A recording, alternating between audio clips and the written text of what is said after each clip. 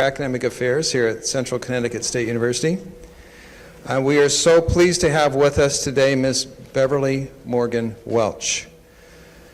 Ms. Morgan Welch serves as the Associate Director for External Affairs for the Smithsonian National Museum of African American History and Culture, which you can see up on the screen. She is responsible for directing the museum's global strategic vision for development, public affairs, education, public programming, visitor services, and special events. Does anybody else do anything else there? Sounds like she's in charge. The National Museum of African American History and Culture is the nation's most comprehensive cultural destination devoted exclusively to exploring, documenting, and showcasing the African American story and its impact on American and world history.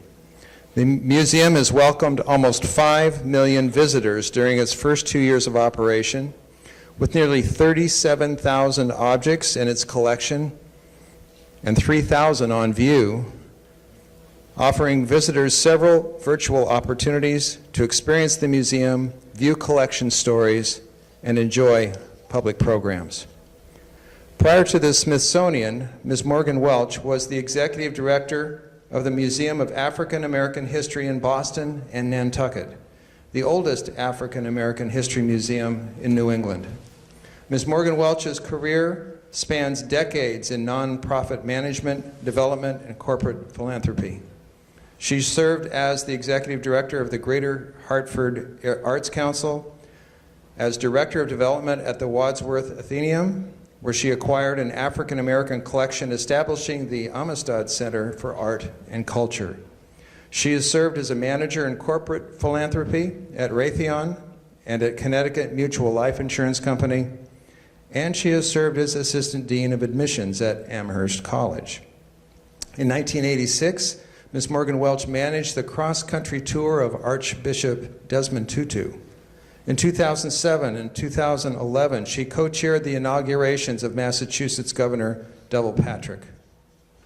A graduate of Smith College, where she was awarded the Smith Medal in 2009, she received an honorary doctorate for public service from Suffolk University and the President's Distinguished Service Award from Bunker Hill Community College in 2014.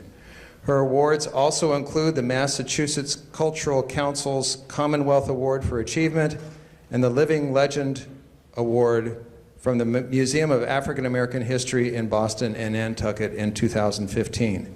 Ms. Morgan Welch is a member of the Antiquarian Society, the Massachusetts Historical Society, and the Colonial Society of Massachusetts, and we look forward to hearing her speak to us today. Ms. Morgan Welch.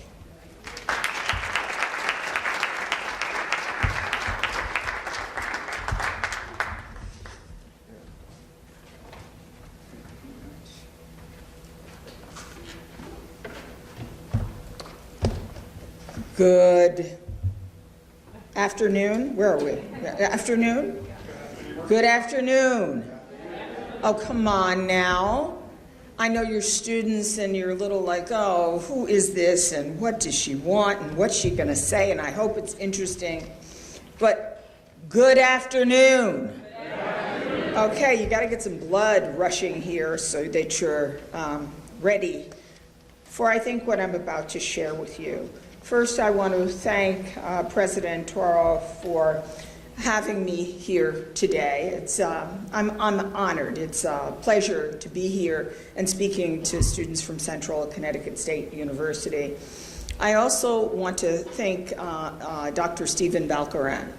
I know him from when I was in Boston working at the Museum of African American History there, where I was preserving and restoring historic sites.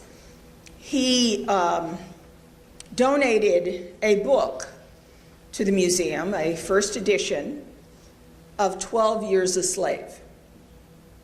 Now, if you've seen the movie, a first edition of that book is a very valuable object, but it's a very important object to an African American telling their own story about a most harrowing experience of, as a free man, being literally coerced into slavery and experiencing the worst of it. So that gift to the museum and then his continued association made it very difficult for me to say no to someone who's dedicated his life to academic pursuits, scholarship, writing books, and experiential learning in civil rights and social justice. So, Stephen, I just want to thank you once again for all you've done for museums and in your scholarly career. Thank you so much. So, yes.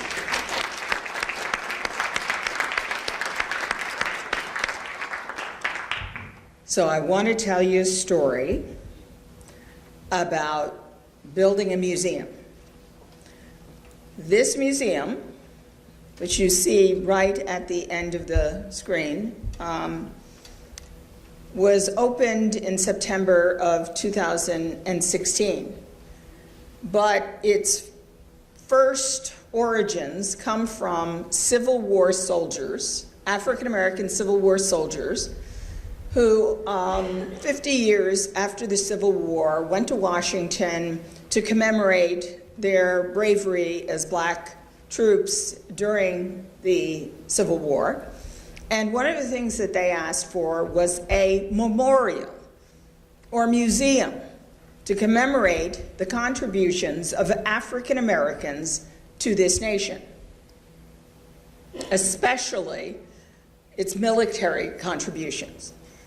Now, I want to tell you, I'm from Colchester, Connecticut, originally, a throbbing metropolis here in Connecticut.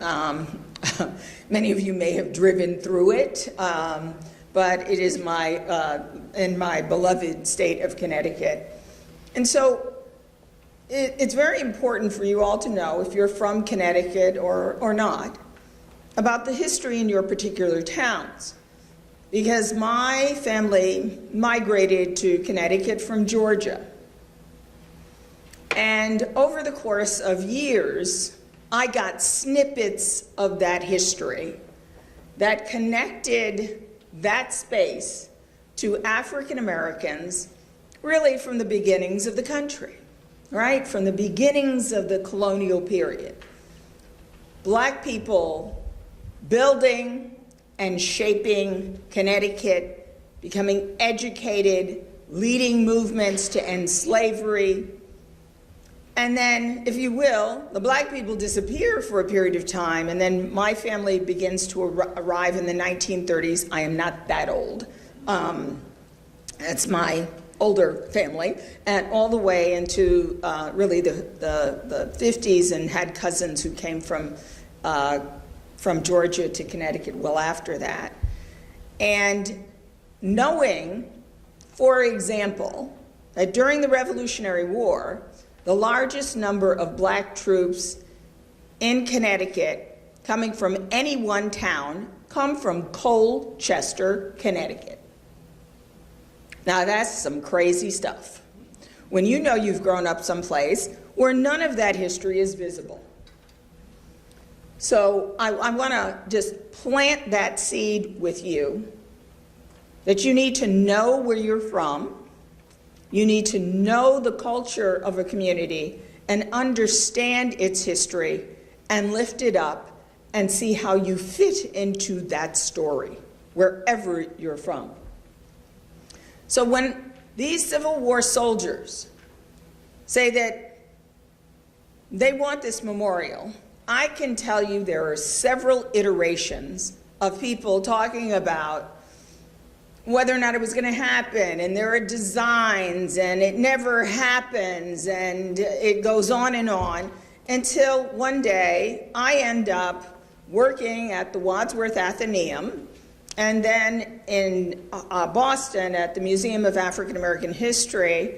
And each time I have people coming from the Smithsonian Institution in Washington to ask whether or not this is truly achievable.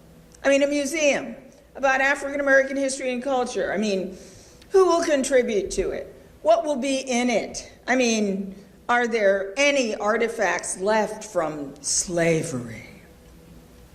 Well, slavery is a significant part of the story, but it's not the only story. And yes, there are lots of artifacts and documents and paintings from that early history. And each time I told them, yes, people would contribute. Yes, it was possible. Yes, it was doable. And each time they tried to convince me that that was not likely. And I thought, well, why'd you come to see me to try and talk me out of what I believe and know is true? It's very interesting, too, that when they talked about who would lead it, many years ago I said it should be Lonnie Bunch. There are very few black people that are in the field of museums right now. So there were a few of us, and we all knew each other, and I knew Lonnie, and I know he was the kind of person who could take this on and make people see it and believe it and raise the necessary funds. Now, you heard the things that I do at the museum. More than 3 years ago, or almost 4 years ago now, Lonnie approached me and asked me if I would come and do those things, including finishing off the capital campaign for the museum. The Congress had given $270 million. We needed to raise $270 million, and I believed we needed to raise more, as did others. But it's a very difficult thing to say. Oh, we don't just need another $270 million, maybe 350, and you always want to go over the top. We went to $400 million. That's a lot of money to be raised to build a building that encompasses well over 400 years of history in this country, from before Jamestown in 1619, 400 years ago, this year, to the first, I don't know if you've been watching the news, indentured servants, because that's what they were called, slaves by another name, came to Jamestown, Virginia. So I want to show you a little bit of what it looks like and took to build the museum and what is in the museum, because I want you to know whether you are able to get there, and I hope you will. And I also hope that you'll visit us online as we continue to develop our digital footprint. So the vision for the museum was not only about this country, it was international. There's no way of telling the story about African Americans. We didn't just appear. This is a story about kidnap, sale, capture. It's an economic scheme. How about this? An economic scheme to provide freedom from the people running from freedom of religion to power the economy. For others, it's just a way to make money. And money is made when you don't pay the people who do the work. So you literally have a nation being built on free labor. By the time of the Civil War, we're talking 4 million enslaved people, and very few that are free. So it's an international context. It's relating it to the 21st century because we collect every day. We collect now because this is a forever space. In order to be able to tell this story into the future, you have to not only collect from the past, but from the present in order to be able to tell those stories. And so this is an opportunity for people to be able to truly understand that this African American story is an American story through an African American lens. So we broke ground in 2012. This is really miraculous because 4 years later, we opened the museum. And the LEED Gold certification being from Connecticut, I know how we love our old buildings. I know I do. But it's important to run them in a way that is responsible to the environment. It's an extremely important part of what we do.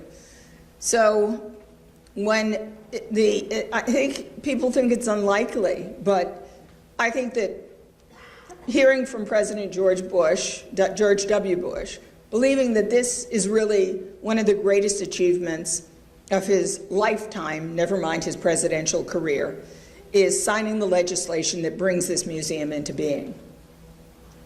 And then Lonnie's hired in 2005, and here we go.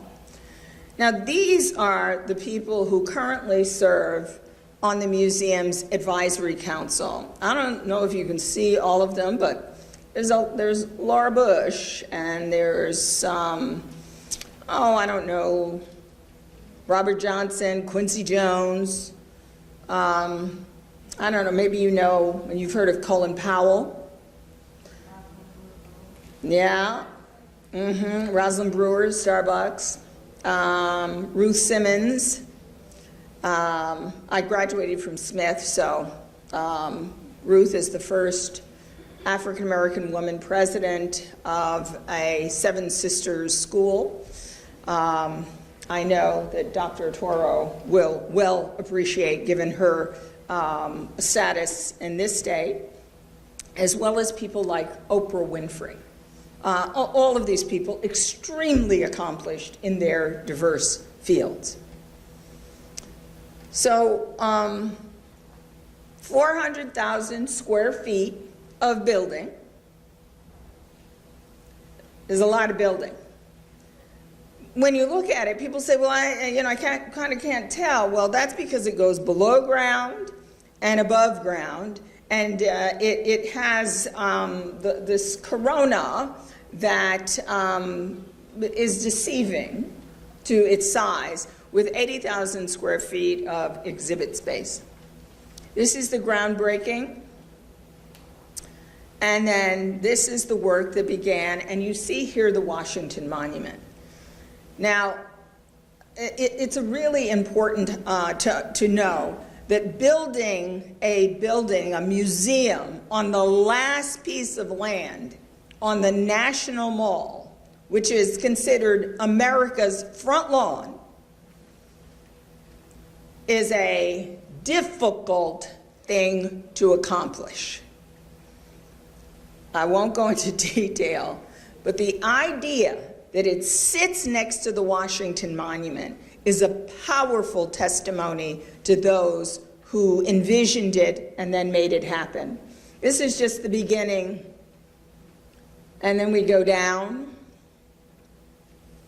and then we start to build it up. Got a little concrete there. Here we go, it's beginning to take shape. And then on the side of the building, opening fall of 2016, there's a moment here of announcing it to the world, because I can tell you, when you fly into DC, depending upon where you're coming from, you see this building. I actually, when I went down for my interview and it was finally there, I started looking out of the window, and we were landing, and the flight attendant told me to sit down. I mean, I was just, I was still in my seatbelt, but my body was literally levitating, seeing the building from the sky. It's a beautiful package of delight, and looks like nothing else in Washington, D.C., or the world for that matter.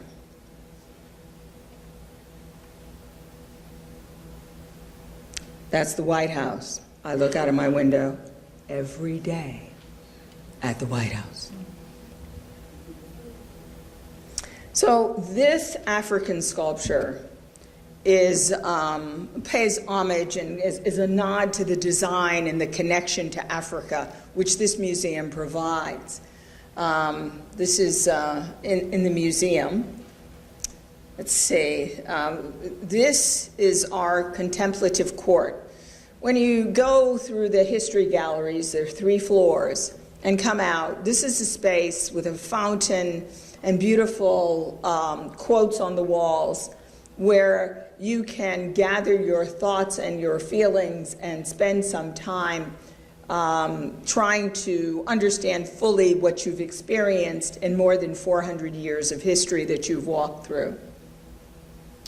So this is the grand opening.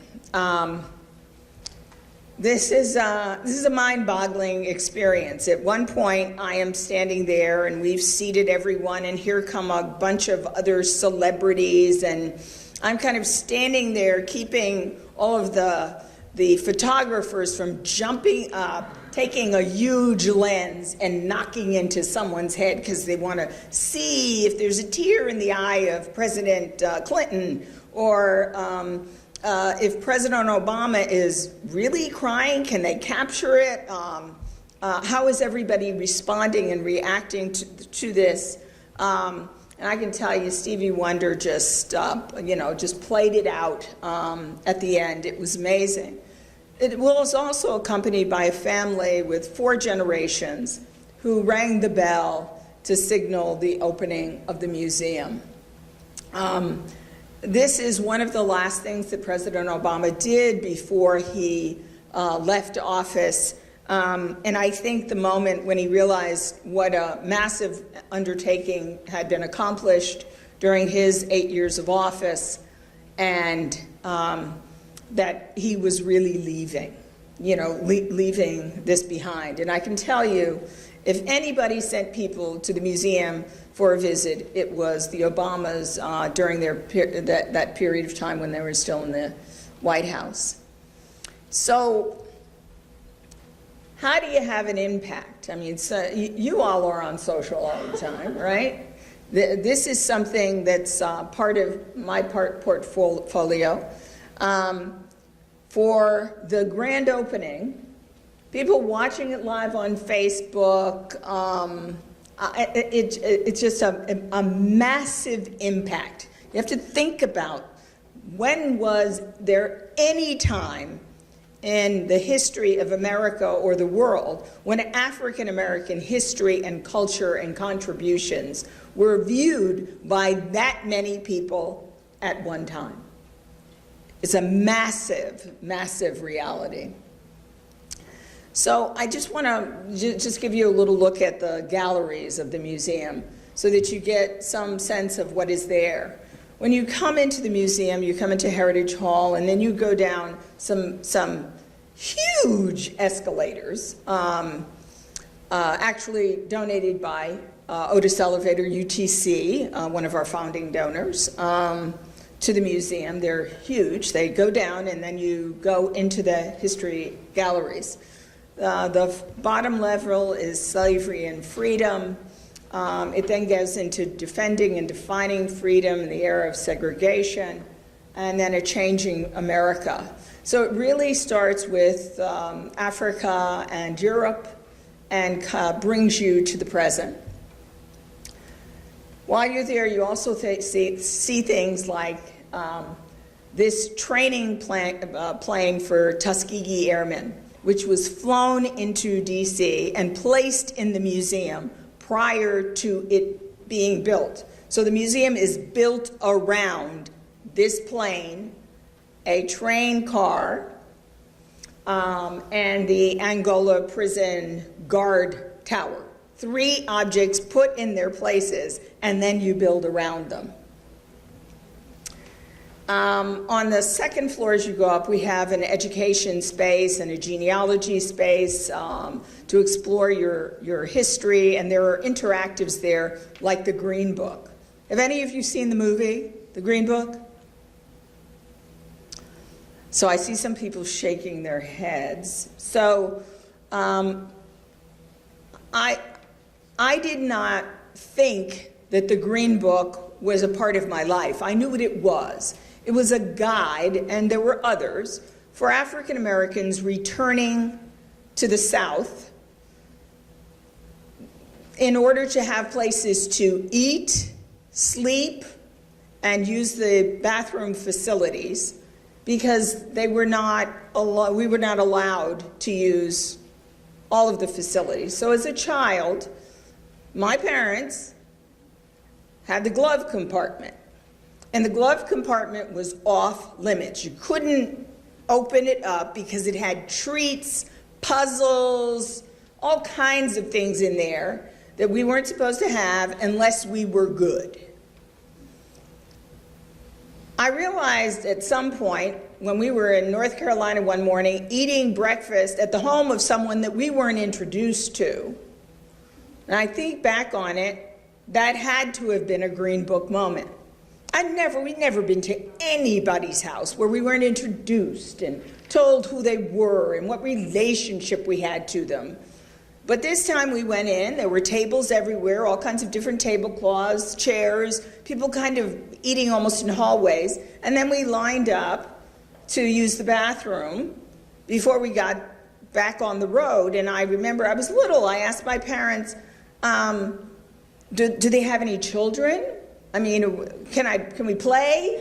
Do you know them? And they said, well, no, we have to get on the road. It was so nice of them to give us breakfast. And then I remember that in the glove compartment, there was this book. It wasn't green. There was a book that had been in there, but the treats had overwhelmed seeing this thin book that was there, that they must have bought, that you could buy them in some gas stations, that they used in the event that they got to a place where there was no other place to eat or get gasoline or to use the facilities. I know I may look old to you, but I never thought I was that old that the Green Book was a part of my life. Well, we've got an interactive, thank you, where we literally took a car, cut it in half. I can remember someone coming to me and saying, okay, we found a car, we need to restore the car, we need to paint the car, somebody needs to sign. So I said, okay, let's sign, let's go get the car, cut the car in half, put in interactives so that children and others could experience what this was like in making choices as you traveled back to your home to see your family and the choices that had to be made and how dangerous it truly was. So that's one of the interactives that we have on that second floor. In our community galleries, Making a Way Out of No Way and sports, we have a sports gallery, The Power of Place, and Double Victory, where we talk about the military experience. This is the entrance to the community galleries. Much here, including the military experience and the game changers. So there are statues made of a number of people like Jesse Owens and to Venus and Serena Williams. And then the cultural areas of cultural expression. So we have a place called Taking the Stage, where you'll see people who have been in television and on stage and in film. We have an art gallery as well as a musical crossroads. Now this is the entrance. And so how do you collect almost 40,000 objects when you start from nothing? You start with no space, no money, no objects to tell a story in a museum. You can't do it without art. You can't do it without objects and images. Well, the museum went on the road in something called Treasures to different communities, and people brought their stuff out of the attics. They brought things forward that they'd been holding on to for a long time to have some place that would treasure them for all time. After all, you can't always be sure that your children will think that this is as important as you do. So with 3,000 objects on view, there are more than 10,000 digitized at this point. so that they're available online. And here are some of them. I know that you've all heard the stories of Harriet Tubman. They're nothing compared to the real story of Harriet Tubman, how strong she was, how incredibly resourceful she was, and how determined, and the documentation of at least 300 people that she helped escape from slavery. The shawl in the center was given, any of you, okay, do you watch Victoria on Masterpiece? I'm stuck on Victoria. Well, Victoria, Queen Victoria, sent that shawl, gave that shawl to Harriet Tubman. Now, when the Queen of England decides that what you've accomplished is so powerful that she sends you this beautiful, I mean, you can't see the detail from where you are, but this beautiful shawl, which we see Harriet Tubman pictured in different pictures that were taken of her. Having her hymnal and other things really brings her story to life. This is the train car. If you come and you see it, there is seating for blacks and seating for whites. So this train car is in the museum and now open to be able to walk through. Paintings that have been purchased and donated to the museum to articulate the African American experience. This is a Bearden. Actually, the Wadsworth Athenaeum has a few Beardens you may want to see as well. To collecting items from Muhammad Ali, to other great athletes and activists. Lena Horne, probably the first movie star, black movie star in Hollywood. So photos are extremely important part of our collection, as well as artifacts. This is Louis Armstrong's trumpet. That was Dizzy Gillespie. And one of my favorite objects, Chuck Berry's red Cadillac. Now, I was in Nashville and I decided to go to the Country Western Music Museum. And I went to see Elvis's solid gold Cadillac. Nothing against Elvis's Cadillac. But when this car was restored, this is a thing of beauty, and there wasn't much restoration that needed to take place. So remember, when things are, by the time we got it, it was 38 years old at that point. Chuck Berry once drove this car onto the stage of a theater in St. Louis where he was denied entry as a child to be able to sit and listen to music. In a PBS documentary, he drove the car on to the stage. Chuck Berry is one of the greats, and if you don't know about him, you should learn. Now, we have a lot going on at the museum. When you come there, you can see part of the work that we've done in the Slave Wrecks Project. Never before has a known ship that carried Africans been pulled up from the deep and recovered. Part of the reason that you know it's a ship carrying people is because people are light cargo. You need heavy, heavy objects to be in the bowel of the ship to keep the ship in the ocean. The ocean is not a kind space, so it has to be weighted down. The ballasts and things that were placed in the bottom of the ship is how you know it's human cargo. And those objects are in the museum. This is from a ship, the São José, that sunk off the coast of South Africa. Some of the Africans were able to get back to shore, and they were put on another ship and sent on their way to South America to slavery. That shipwrecks project goes on and has many, many parts to it. Our Treasures program will be going on again, going around the country and collecting things as well as digitizing the Freedmen Bureau records. So after the Civil War, what happens to people who've been enslaved? I mean, how do you walk out of slavery? How do you move forward when you've given or been forced to give of your labor for free? How do you do it? Well, the Freedmen's Bureau is an agency that records freed African Americans, and these documents are extremely important. And for those of you who are looking into your history and genealogy, the digitizing of these records is an extremely important way to do that. We also have a Center for Religious Study. These are just some of the highlights of the work that we do in the museum and outside. Now, I told you we raised $400 million to build the museum.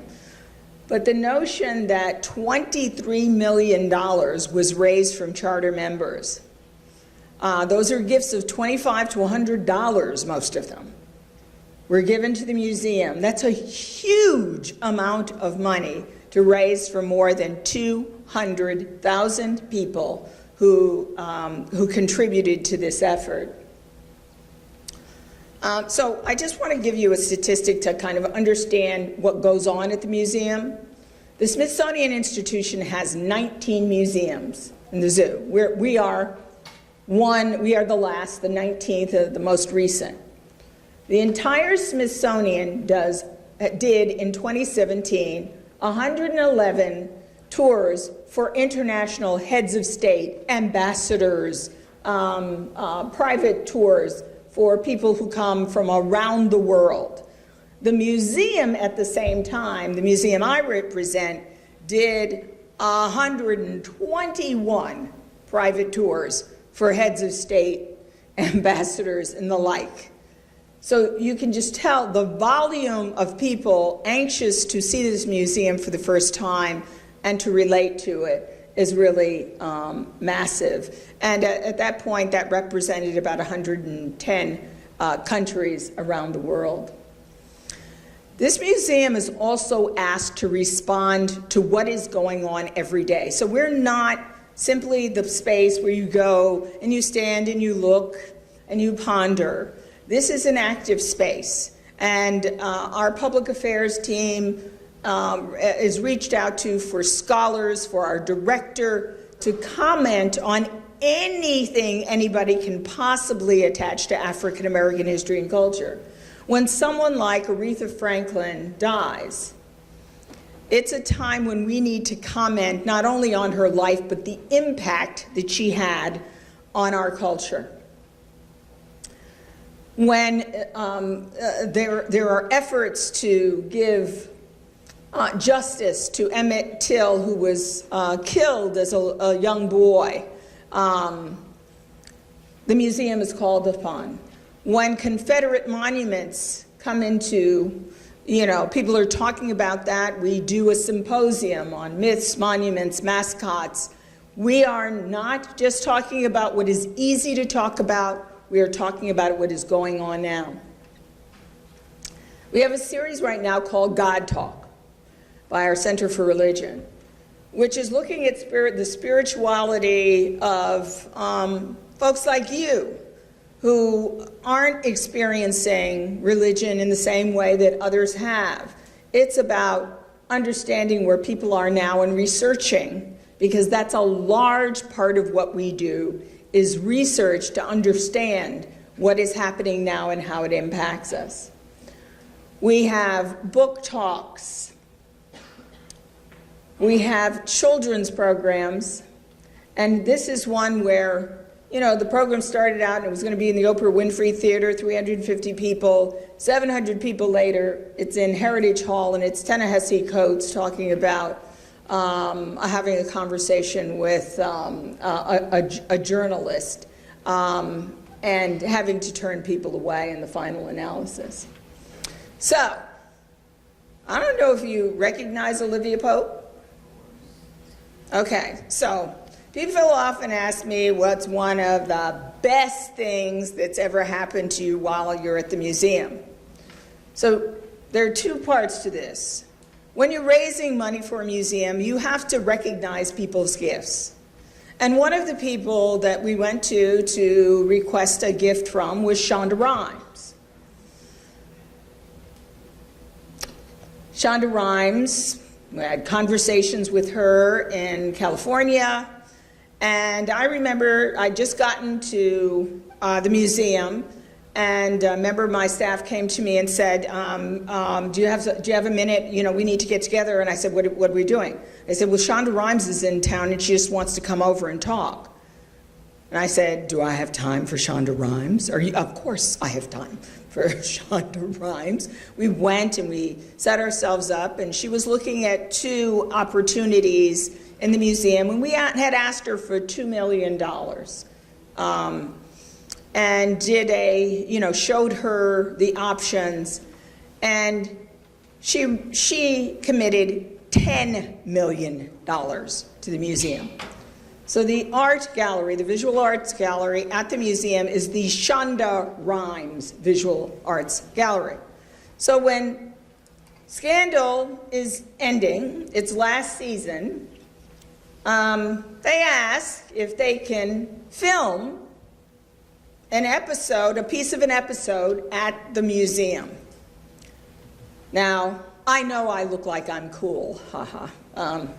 But I was like, are you kidding? Okay, we have a lot of people who asked to film at the museum.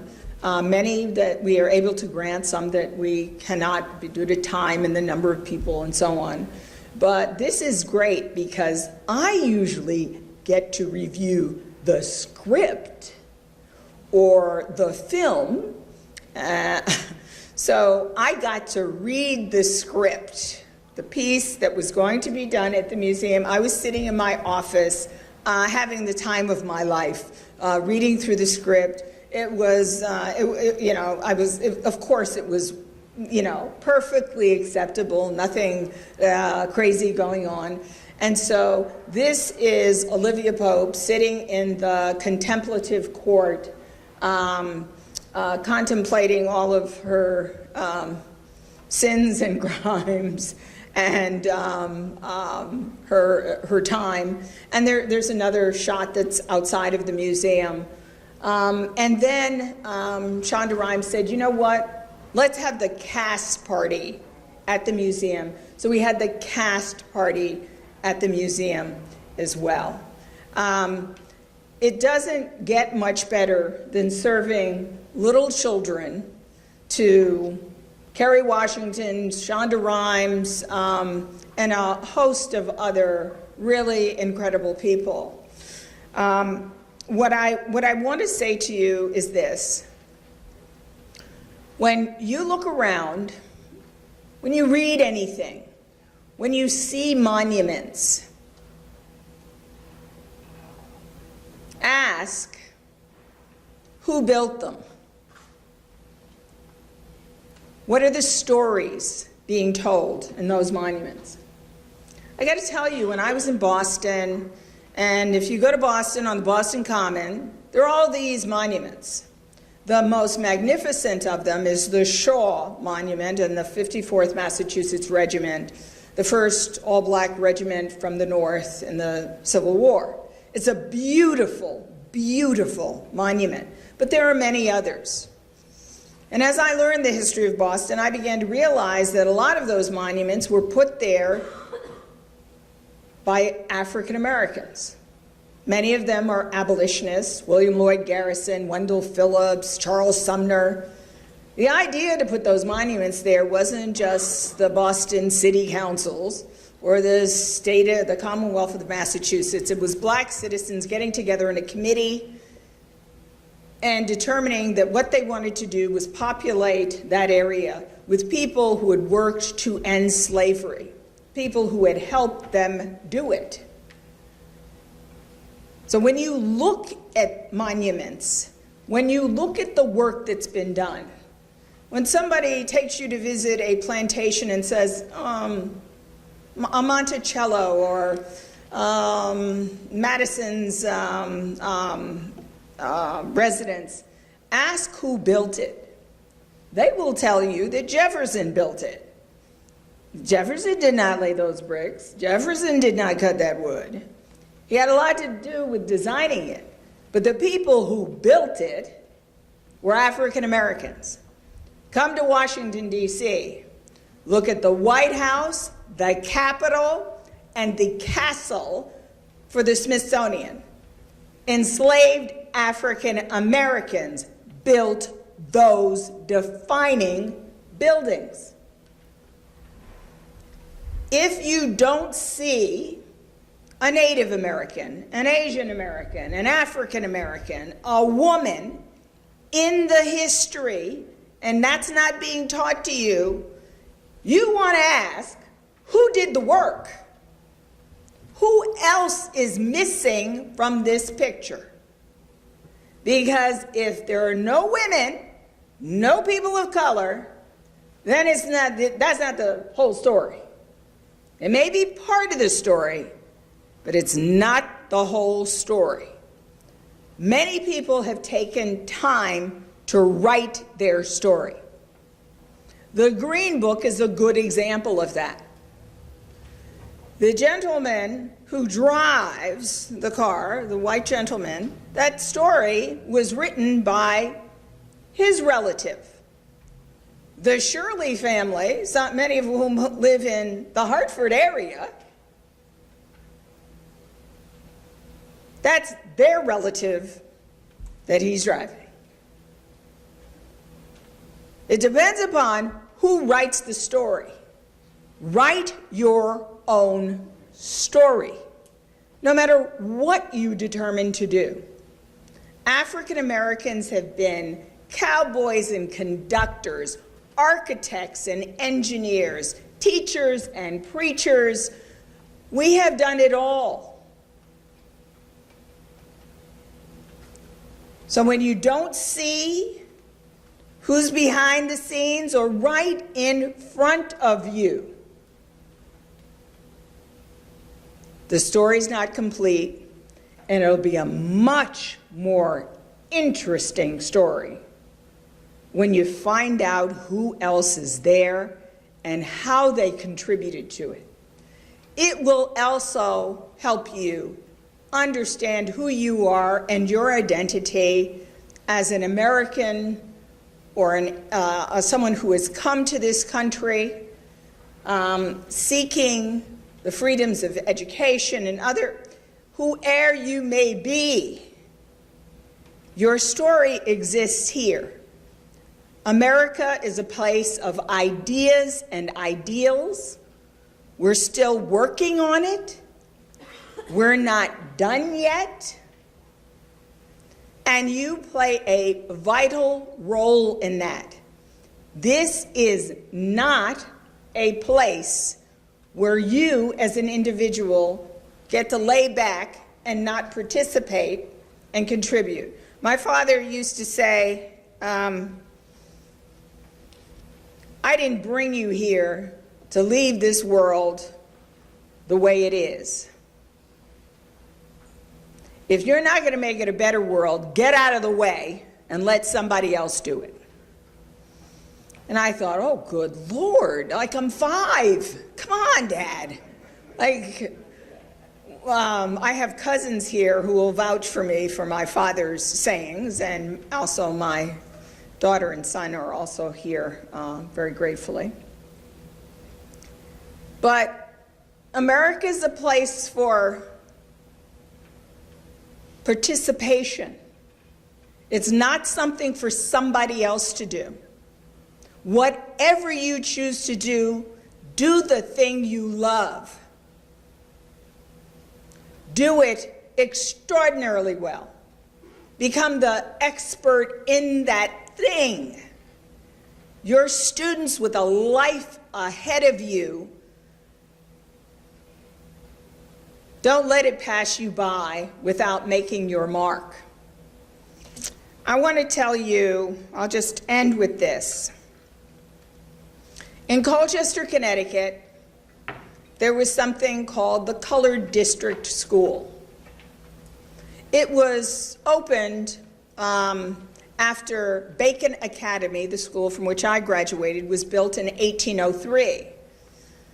What nobody knows is that black children were going to the district schools that were all over town. Colchester happens to be smaller in size, but a lot of square miles, so there were different district schools. But once they built Bacon Academy, they decided that that was for white males. And 5 Connecticut governors went to school there. Sam Austin, Austin, Texas, and all of that, the Alamo, whatever. So suddenly, black students couldn't go to the schools that were near where they lived. They actually moved a building next to the church on the center of the green on Main Street and made it a school for all the black children to come to. Now, that's not terribly convenient, but that's what they did. That opens in about 1804, 1805. That's a long time ago, my friends, to have a school for black children in a town called Colchester in Connecticut. I told you that the largest number of blacks serving in the Revolution from Connecticut were from Colchester. Well, turns out there are a lot of enslaved people in Colchester. When you look into the history, you end up finding out that some of the people in your town, as I did, were enslaved to people whose families you know, whose names still exist, they still own the same property and live in them. That's a difficult pill to swallow. But it's a very important thing to have this school that then gives birth to a number of amazing people who accomplish great things. One of the people who was a teacher in Colchester was a man named Prince Saunders. He was from Lebanon, Connecticut, which is right next to Colchester, which is where the idea for Dartmouth College first developed, a college that would serve the native population. It ends up being built in Hanover, New Hampshire. But the fact of the matter is that Prince Saunders is one of the teachers at this school. Prince Saunders ends up going to Dartmouth, and when he finishes at Dartmouth, he goes to Boston. One of the things I am happiest that I was able to accomplish in my life was the restoration of the African Meeting House, built in 1806 on Beacon Hill by a black population.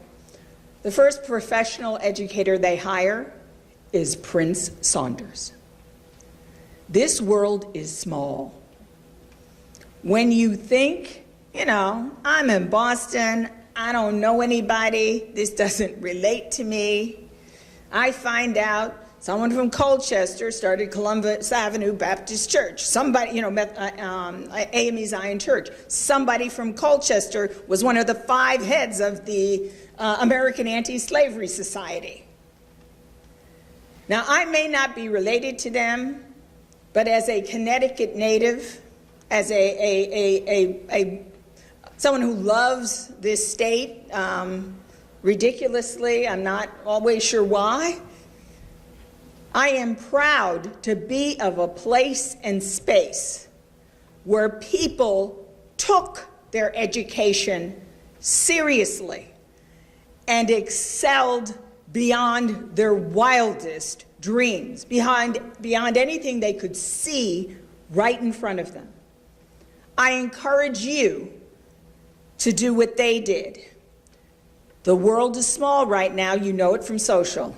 You run into everybody. Don't run into your history.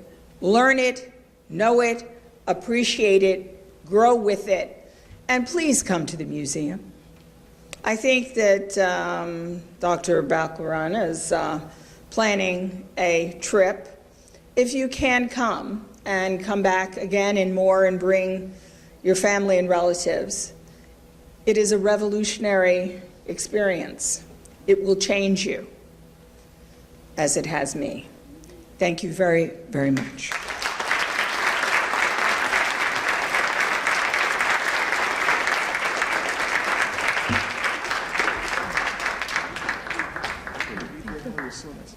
What an amazing speech. Can you guys hear me? Before I open for a couple of questions and answers, I want to acknowledge a couple of folks of Civic Time, a busy schedule. Some of my sponsors from People's Bank, Maria and Nancy. Can we give a round of applause? Thank you. Thank you, guys. And also some of the colleagues from Eversource. I know Teresa's here, Lynn is here. Can you guys stand up? Also, thank you. And Letitia's here too. Thank you, guys. And also some of the administrators. I know New Britain High School, the Craig Academy of Sciences here, and also South Windsor High School. So thank you, guys. I wanted to just acknowledge a proclamation from our governor. Unfortunately, he's not here today.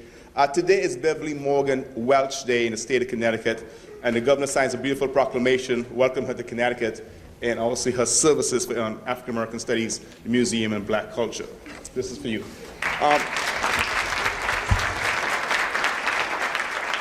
And also two of her kids are here, right?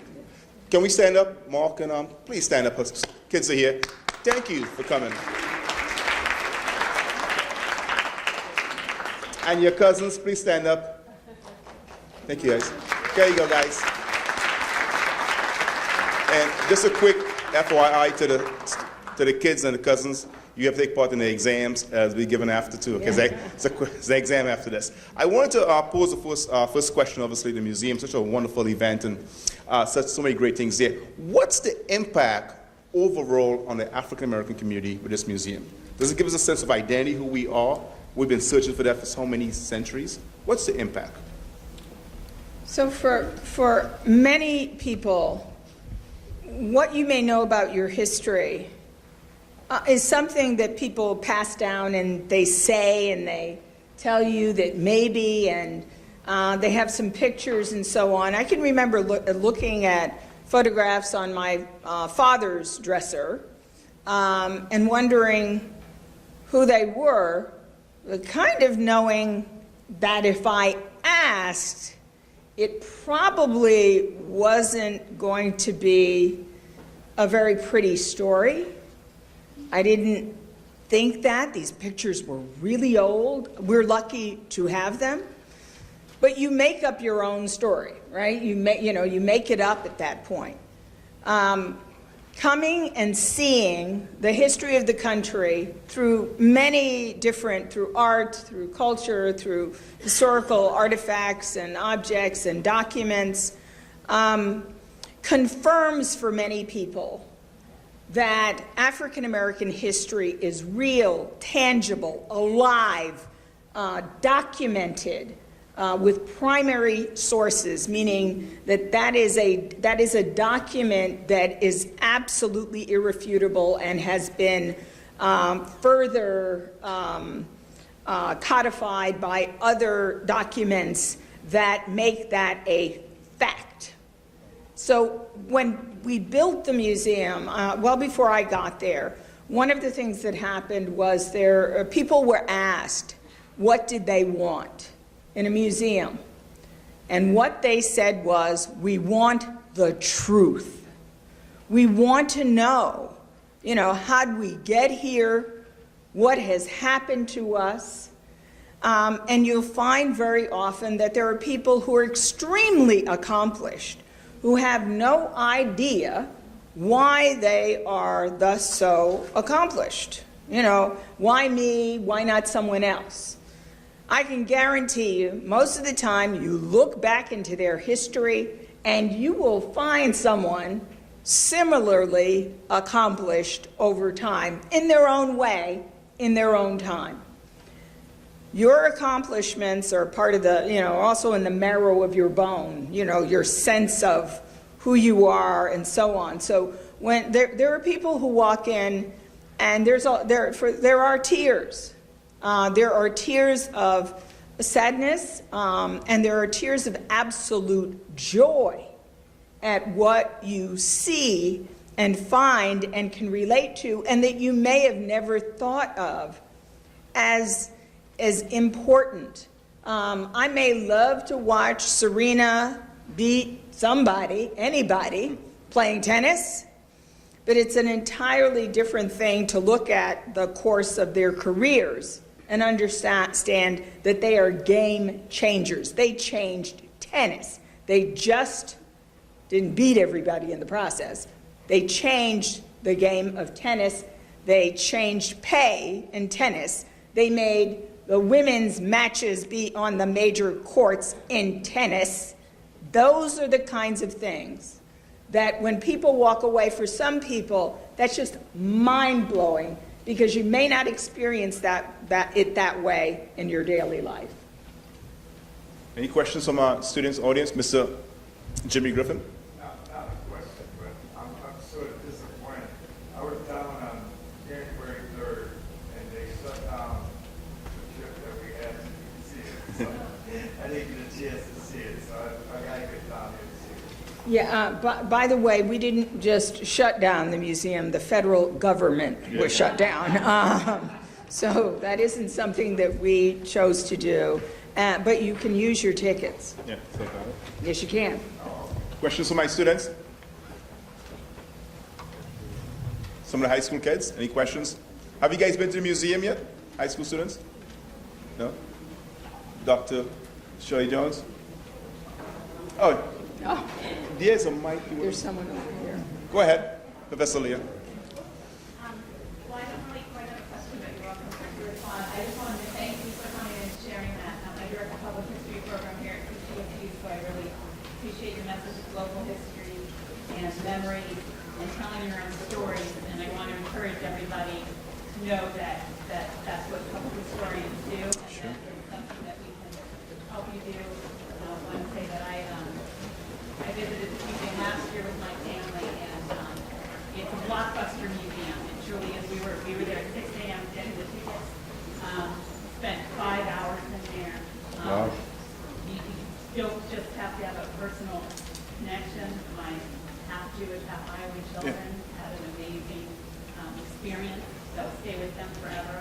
I highly recommend it as a museum space in general, and I commend you and your staff for incredible.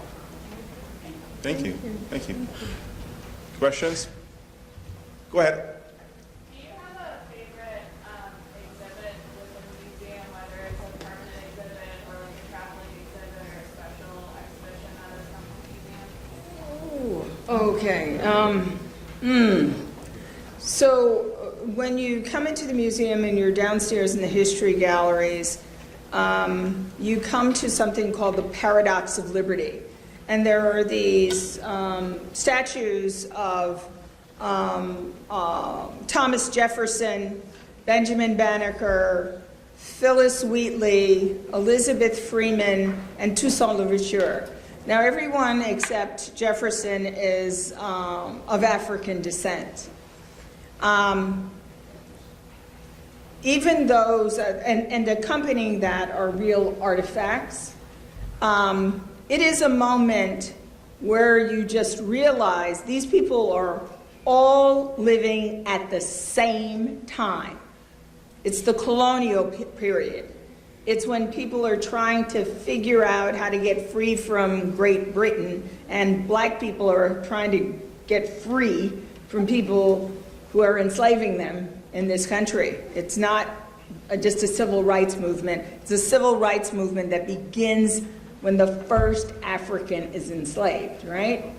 So getting to that moment where you see Jefferson, who is such a seminal, important figure in this country, you understand the difficulties we have coming to grips with who we are in this country. When you've got a man who can write the Declaration of Independence on the one hand, and on the other hand, write same time, same day, a notice to sell an enslaved person. Now, if you can write both of those at the same time, is it any wonder that we've got so much work to do? If you don't know your history, you are destined to repeat it. That has been said forever. But for this country, not knowing its history is also a matter of not recognizing the great accomplishments of so many people actually working together, black and white, native and black, and so on. We just don't know about those kinds of things. So standing there at that moment, for me, is often the place that still catches me as I walk through and see it and realize how far we've come and how much we still have to do. It also shares the contradictory of our nation. You know, one guy writing liberty and freedom, but owns about 300 or 400 slaves, so it's a contradiction of history. Any more questions from my students? Go ahead. Any questions? No? Well, let's thank Ms. Beverly Morgan Welch for her kind visit here to CCSU.